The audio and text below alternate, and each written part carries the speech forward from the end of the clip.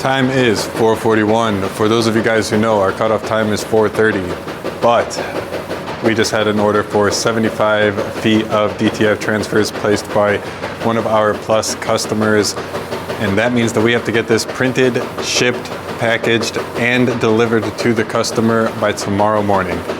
I think we're in good shape to get it done, but I'm not entirely certain. Hang in there with me if you guys want to come along and see if we can get this order printed and finished in time. What's up, guys? Welcome back to another video.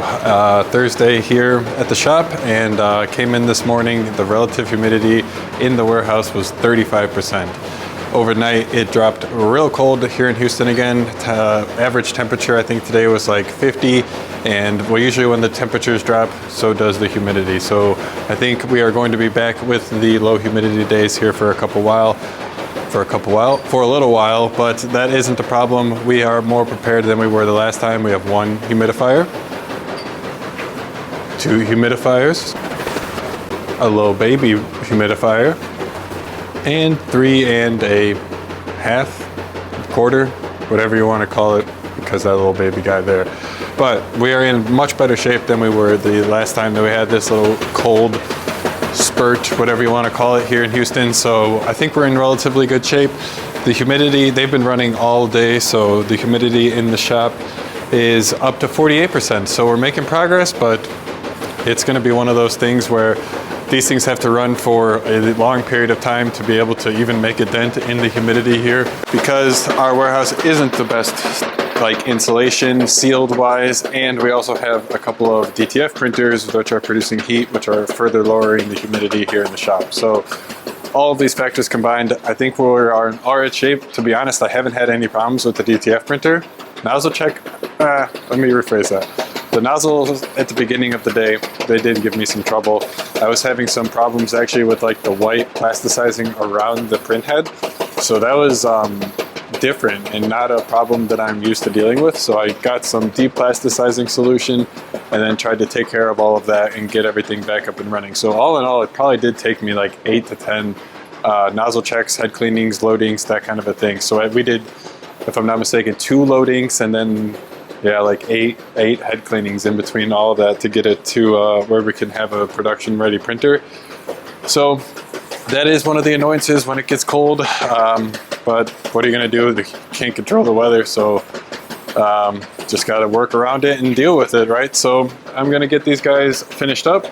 The file that is printing right now is at 15%, and if I'm not mistaken, this is the last of it. So I kind of broke it up into separate files when I was ripping them. So this should be the last of it, and we'll be able to get this guy finished up after it. I also want to check the printer queue to see if any orders came in the meantime. But oh man, I did want to show you guys this problem right here. So this started to occur a little bit on the film when I was printing these. So like all of that, and then here where the white starts coming in, that's where I noticed the problem. And then as you guys will see later on, I fixed it and it gets better, but that was caused by this hold down clamp right here, kind of overlapping on the color bar. So the color bar was printing on the hold down clamp, and then it would like seep over, it would drip because there's like nowhere for the ink to go, and then it would cause that issue on the film. So they're not ruined, but they obviously don't look great, and I don't want our customer to have to deal with that. So I think I'm just going to have to go ahead and take the extra step to cut that off of the DTF transfers before I go ahead and roll it up, because I don't want the customer having to be like, what the heck is this? I don't want the customer having to deal with any kind of extra hassle because of something that I did. But at the end of the day, the transfers, like the designs, they're still perfectly fine. It's just that small area on the color bar, and if I can get that cut off, the customer will be none the wiser. They won't even have to cut off the color bar themselves, so I'm kind of doing them a favor in that sense if you think about it, but I'll just keep telling myself that.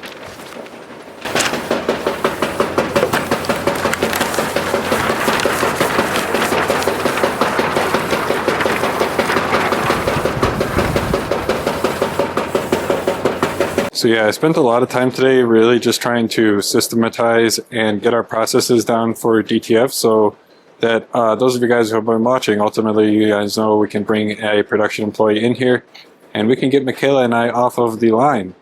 So we've been printing these labels on the orders, and for a little while Michaela and I have been trying to figure out the absolute best way to get this done. So to the left, which I'm trying to not show you guys, is the order number. Then we print the quantity that the customer has of this specific line item, followed by the actual line item ID, and then if it is cropped or not, because if the customer has a bunch of excess blank space, our system will automatically crop it. So it just kind of tells us if that happened or not. So this right here, that number is the actual line items. And then what we can do with that is we come over to our system, we can just easily type in that line item and pull up the actual design for the specific order. So no longer do we have to remember what order it came in, remember what the design even looks like, to be fair. So we could just type in that number, it'll pull up the exact design, it'll pull up the exact order that it was from, and give us an image of the actual design. So no longer do you have to like kind of know which order that goes with, and then once you're in the order, actually sift through like all of the designs and be like, oh, okay, it's this one. You just type the number in. And like, yeah, it's kind of a long number. It's just like a generated number. I wish it was a little bit shorter, something easier to type in, but that is what it is. So this is kind of what it shows you guys, or what it shows us. Again, I just want to kind of make sure I'm not showing any customer information. So like down here, it'll show the size, the area, and then we can even get a little like image. So this is an amstransfers.com customer. Don't you guys worry. We'll get this guy QC'd, so we can pull up an image of the actual design that was supposed to be printed, get the color, make sure that the colors are right. And then what I've also been doing is kind of, while I am taking it from here, because I would kind of get them already here on this table, and then I would like, I have the gang sheet in my hand or whatever, as I have the gang sheet, if it is something, so this is kind of where it gets interesting, because we have so many different sizes, and our largest size is a 120-inch gang sheet, which is pretty freaking big. So for that one, the one that I was just showing you, that actually is a 120-inch gang sheet. That one I kind of just like laid out here on the table and then just like folded it over each other. And as it was folding itself over, I was checking to make sure that all of the designs got powdered evenly. All of the colors were looking even throughout the entire gang sheet, just that kind of a thing. But what I was kind of referring to earlier when I was saying like you take it and walk over there, I had a couple of 13 by 22 gang sheets. So those I was literally like cutting up, and those are like pretty small. You can handle those. And that I actually took over here to the computer, typed in the line item, and boom, I was looking at the actual 13 by 22 right in front of me. So as I was saying, when I'm kind of like walking over from the table here, I can use that time to look at the back, check to make sure that the powder got evenly applied, do a QC on that, and then I can also come over here to QC the actual design, the colors, the quantity, everything like that. And then after that happens, I can then assign a status to the order. So if it happens to just be like a one sheet and it's done, I can go ahead and mark this as complete. So this would mark this specific line item in the order as complete. And then I can go ahead and input a quantity. So maybe I only did like 2 out of 3 or something like that. Well, here's where I can go ahead and put that in. But if I do put in the full 3 out of 3, that'll mark this entire line item as produced. So that is pretty cool for that. And then up here, we have the production statuses. So we have the default is awaiting production. And then we have these up here. So all of these ones that we can use as the file moves through our process, and kind of gives us all some insight into the back end of the system, what's going on, keeping everybody more on track, and ultimately making sure that our customers are getting exactly what they ordered without any problems, without any problems. Let's just leave it at that. Any powder adhesive problems, any color issue problems, any what I was showing you guys earlier with the color bar kind of looking all nasty, any of this stuff. We can hopefully put an end to all of it. And this isn't to say that like Michaela and I have been struggling with this. That's just the thing. Like Michaela and I can kind of run the whole circus while on the unicycle or whatever. What is it, like the bear on a unicycle? Like that is Michaela and I, for lack of a better analogy. We can just manage it all because it's our business. We've built literally everything that you guys see here from the complete ground up. So like it's ours at the end of the day. But the problem is if we want to bring an employee in here and we want to have an employee running these DTF printers, that's where we need to make processes, we need to come up with systems, we need to come up with repeatable things that can result in the same result. We need to make sure that things are repeatable so that if you order a transfer on Monday, it's going to look, feel, apply, and wash the same as if you buy a transfer on Friday. We need to make sure that we are having that with a other person than Michaela and I, because we need to get off of the line. We need to get behind the computer working on the business, not working in the business. You guys are going to hear me say that a lot. We need to be working on the business, not in it. If you guys are looking for some fire content besides the Print Pass podcast, some insane insights and advice in this podcast from the boy.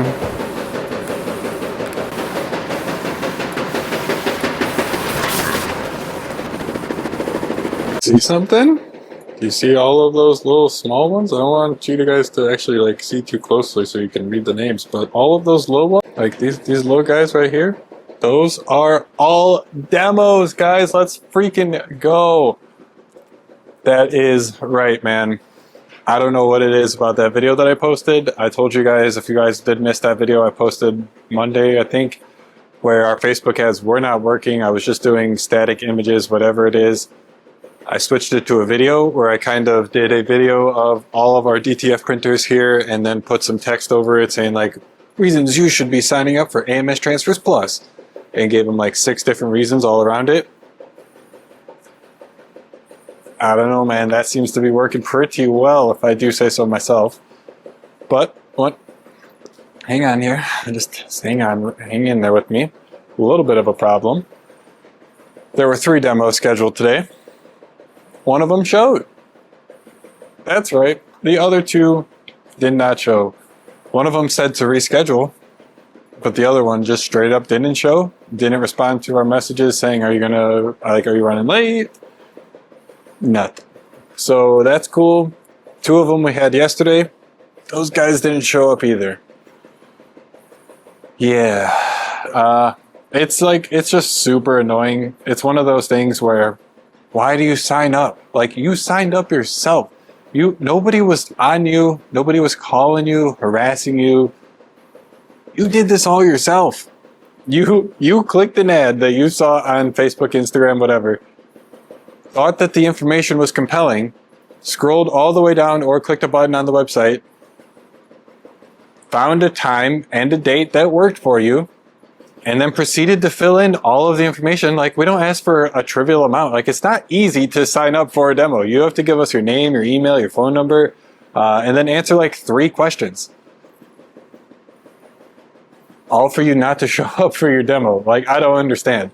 I got it a little bit when we were doing it last year more, because we were kind of being aggressive with the sales tactics. We were calling people, they would fill out a form, and then we would be on them to book them. So we would be calling, emailing, whatever it is, to get them to book that demo. But we have since done away with that. We are not doing any basically active recruitment sales for this specific ad campaign. It's all done by the user. The user does literally everything. I don't know, man. It's pretty confusing. I get people might forget about it, and that's fair. But we send reminders. We send a reminder if they've booked it more than 48 hours in advance, which that's another thing. We don't really let them book very far in advance, because we found last year was the times that we did give them maybe up to 2 weeks to book. The ones that booked way far out, those guys never showed up. So we only give them up to 4 days in advance to book. So if you try to book now, you would only be able to, it's Thursday, you would only be able to see up until Monday's times. You wouldn't be able to see anything past that. So if they booked more than, if it's more than 2 days away from the time that their meeting is, we will send a 48-hour reminder. That gets sent via email. 24 hours before the meeting, we send them another email reminder. An hour before the meeting, we send them another email reminder.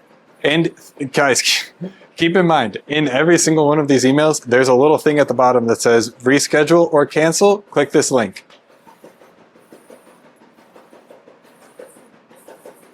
I get it, man. It's one of those things, like, these people aren't, I think, committed yet. Like I have said, they've only seen this small video from a Facebook and Instagram ad, whatever it is.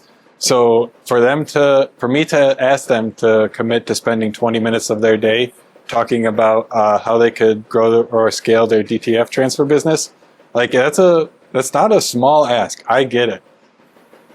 But you're doing it yourself, dog. You're scheduling them yourself. I don't know. So I was talking to the sales exec about it, and what do you think we should do? Do you have any ideas? Like, what do we do? And she was asking if there was any way that the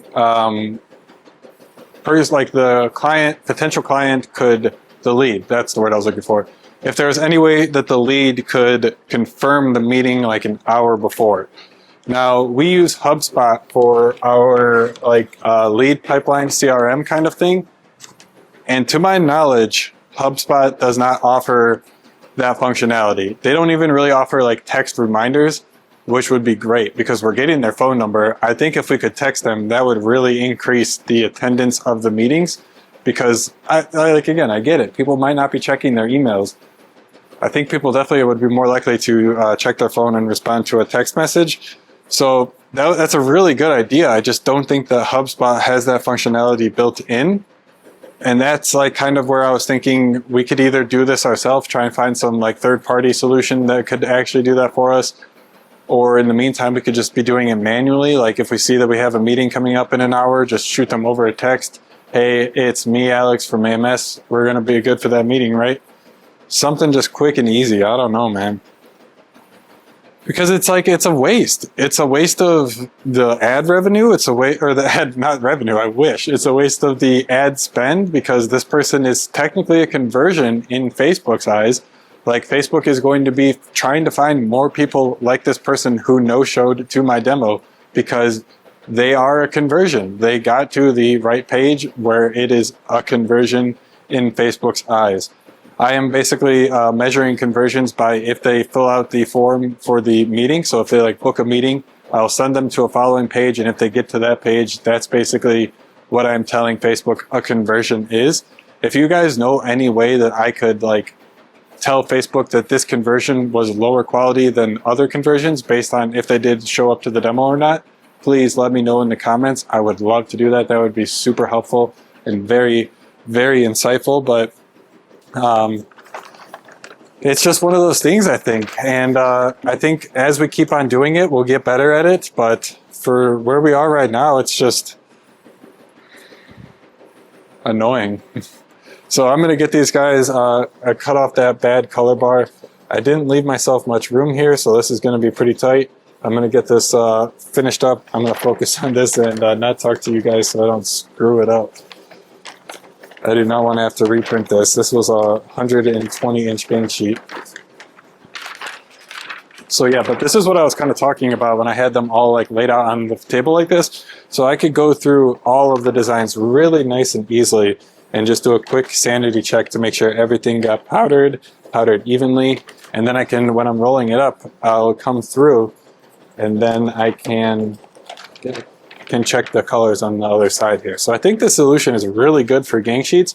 What I would absolutely love is if we had some sort of like rolling system, so we could put a roll here, unroll it, and then have it just roll up on another one here. So we didn't really have to do this like double handling.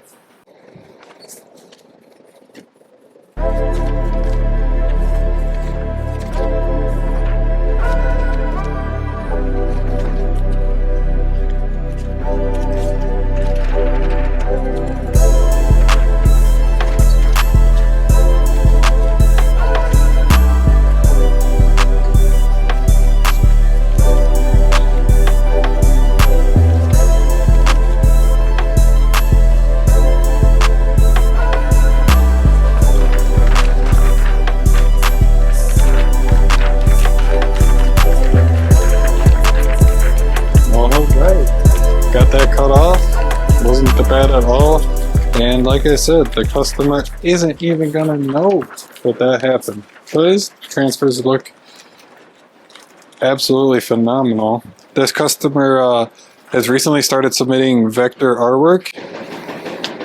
Guys, I'm thinking of doing a video about that because like we recommend on the website actually just like 300 DPI to get the best quality results. That's honestly not true. So like there are better ways that you can get some insanely high quality prints. And I do want to do a video kind of showing you all about it, but like it's just it's not the easiest way to do, and it's not something that I think everyday consumers can be expected to learn and do. So let me know if you guys are interested in that video. But basically, like you can't use, or I mean you can, you just have to, I was going to say you can't use Photoshop because you basically don't want to ever rasterize your images. You would always want to keep them in vector format. So that's why you should be using something like Illustrator to create all of your files. Whenever you're actually creating the designs, creating the gang sheets, all of those things, if you have them in vector format, it's best to keep them in vector format, because if you ever have to rasterize them, you're going to get those pixelization on the edges. The one way that we have found that can minimize it the absolute greatest is to increase the file size to 600 DPI in Photoshop. That does really increase the file sizes. I think I had 120 gang sheet for the UV and it was 225 megabytes. So it's huge. Like definitely when you're working with vector files in vector space, very high DPIs, like 600 DPI, the file sizes are going to be massive. But I'm telling you, man, if you guys would really like to see, just request one of our sample boxes, because I used vector artwork on all of those and I'm really happy with how they turned out. They turn out so much better than if you just used PNG raster images. Like they're absolutely perfect. It makes it also easier to avoid that white outline. So if you do have a low quality image, no matter what we do, we could have our printers dialed into a absolute perfect T. But if you do have a low quality image and you have pixelization around the edges, there's going to be some white outline because there are pixelizations. And if you zoom in really close to that, you will see that there are white, gray, and black pixels all on the edges of the designs. So that is what is being printed. Like there's nothing that we can do on our end to fix that. It just needs to be the highest quality file possible. And that was a tongue twister. But all right, I'm going to do what I've been showing you guys. Get this guy QC'd in the system, mark it as ready and on the shelf. Keep on going, guys. Let's go. Michaela just came out and said that she is heading over to UPS. I completely lost track of time and didn't realize that it was 5:30. So that's it. All right. Michaela's going to get those packages that we have for UPS that we got finished up earlier today dropped off. Get those guys on their way. For those of you guys who selected UPS and placed an order in the last couple of days, that could be your package on its way. If you guys didn't place any orders, but you are ordering custom DTF transfers, what are you doing? Order from us, amstransfers.com, same day turnaround time, but you can get up to a 30% discount if you give us up to 7 days to print your DTF transfers. Wow! 82%, but I noticed the powder is getting low, so I just ran out of the bag earlier. Let's go and get another bag from inventory.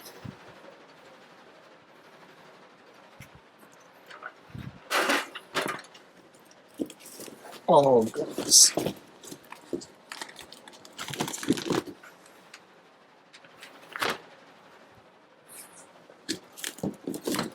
Oh, gosh.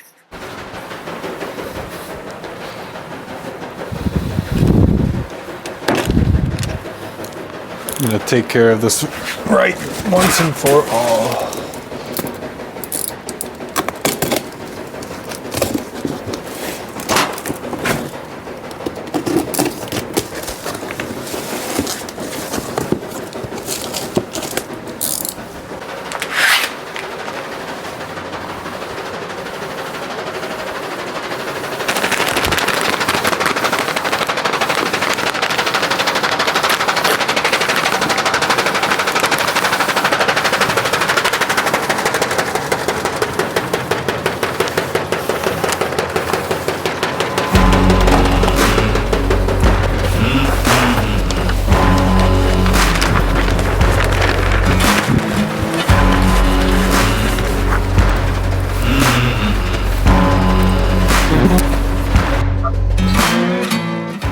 right, guys, DTF printer number 2 just finished up. I got it capped off and moved the film down, so I'm just going to give those a minute or two before I actually cut it and start moving all of the film throughout the dryer. Just QCing this gang sheet. It's only an 82 inch, so it's not that bad. Looks good on the powder. But yeah, so almost out of here. Michaela got back from UPS. I've just been working on more of those production statuses in the system, trying to make sure that like every product has one. Because right now I've just been really focusing on the full color transfers, but like we have blanks, we have our UV, we have everything. So screen print. I think it would be useful if we had every single thing at a status and we just like used our system to its actual ability. And can just take all of this information out of my head and put it into something else. That would be great.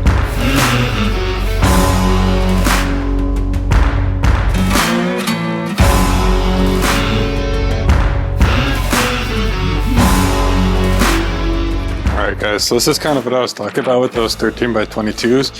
So you just come over to the system, but I got something pretty insane to show you guys. And then you just type in the thing. But again, I got something pretty cool to show you guys coming up here real quick. So I got the design loaded up. Give the powder a quick check. Everything looks good.